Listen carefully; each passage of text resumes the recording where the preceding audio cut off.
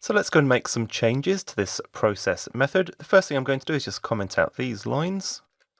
And instead, we're going to add some code to read the individual lines of the text file into a string array. So let's start off by defining a string array variable called lines. And once again, we'll make use of the file class. But this time, instead of calling the readAllText method, we're going to call the readAllLines method. And once again, we'll specify the input file path property.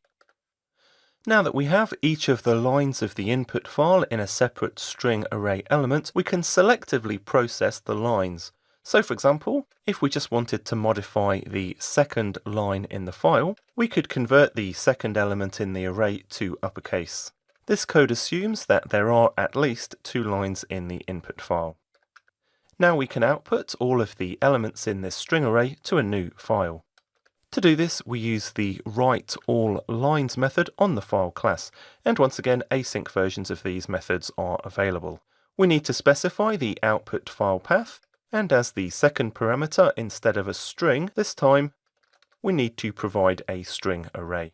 Just as a quick note here, whenever you're performing some file I/O, there's a chance that you're going to get some exceptions related to file access.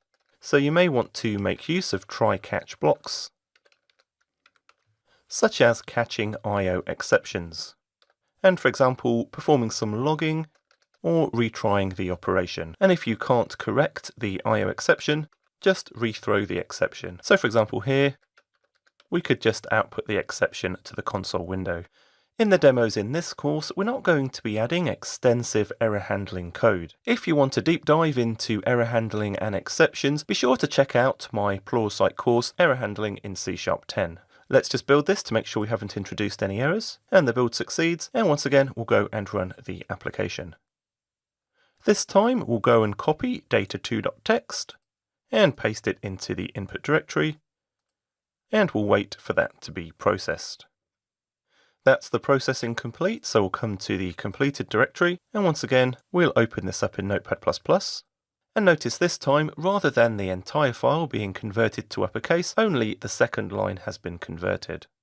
One thing to point out with this method is you're going to get this extra line at the end of the file. This is because for every element in the array, the string gets output to the file followed by a new line. So at the end of the third line, a new line character will be added.